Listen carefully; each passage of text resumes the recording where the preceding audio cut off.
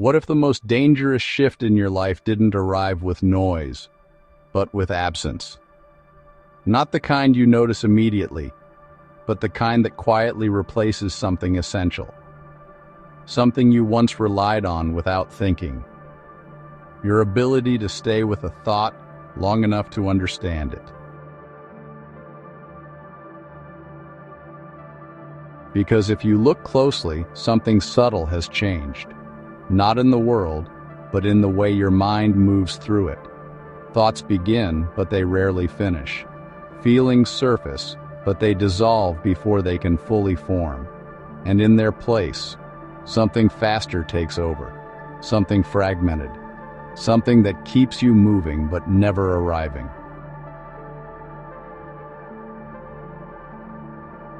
And the unsettling part is this.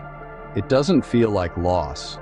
It feels like normal, like adaptation, like staying connected, informed, engaged. But beneath that feeling, there is a quiet trade being made. Depth is exchanged for speed. Presence is exchanged for stimulation. And the trade happens so gradually, you rarely question it. So the real question is not whether something has changed. It has. The real question is whether you can still remember what it felt like before it did. Because that memory is the only thing that makes the change visible.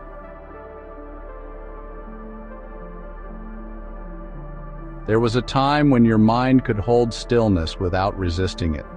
You could sit with a single idea, a single page, a single moment, and let it unfold, not quickly, not efficiently, but completely. And in that completeness, something deeper emerged, understanding.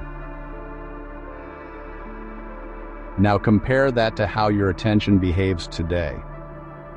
Notice the subtle urgency beneath it, the quiet need to move on, even when nothing is finished, even when something inside you is still unresolved. And that is where the real cost begins to reveal itself. Because what you lose is not just focus.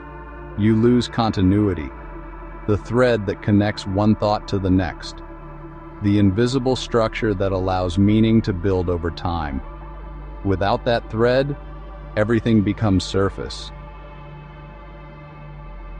And without depth, even important things begin to feel strangely distant. Conversations become thinner. Ideas feel less satisfying. Even your own thoughts start to feel incomplete. And so you search for more input, hoping it will fill the gap. But more input doesn't solve the problem. It hides it. Because the issue is not that you lack information. It's that your mind no longer has the space to process it. And this is where something ancient becomes suddenly relevant again.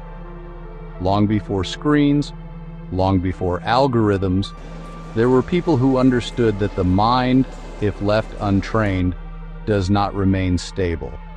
It drifts, it reacts, it becomes shaped by whatever captures it. They believed that attention was not passive, it was active, something to be guarded, something to be directed, because wherever your attention rests, your life quietly follows. So consider this carefully. If your attention is constantly interrupted, what happens to your sense of self? Not immediately, but gradually, over time. Because identity is not something you declare. It is something you reinforce moment by moment through what you consistently give your attention to.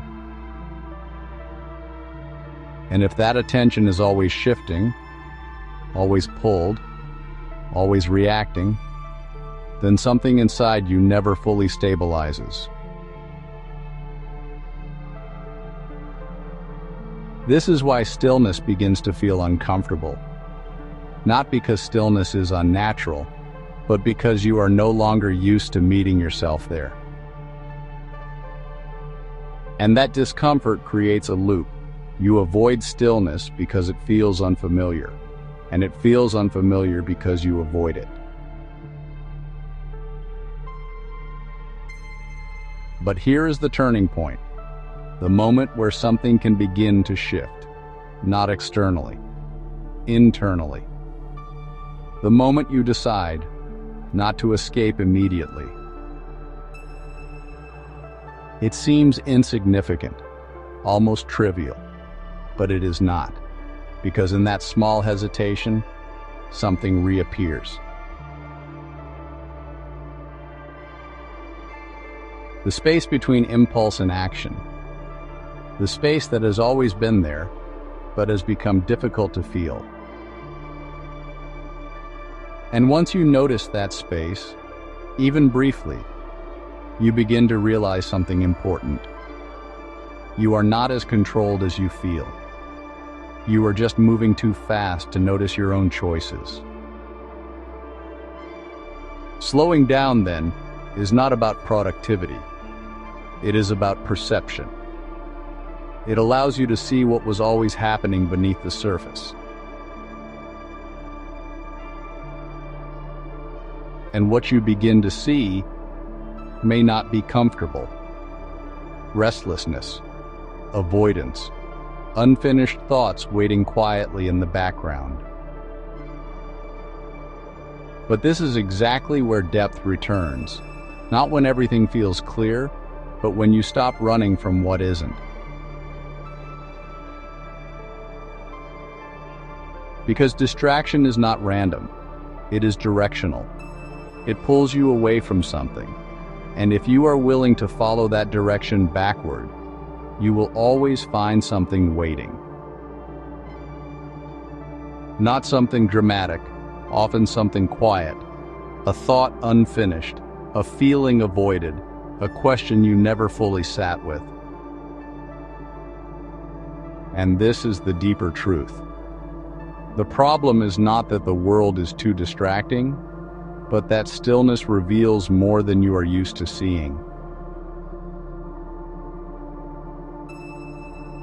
So the path forward is not elimination, not perfection, but reconnection.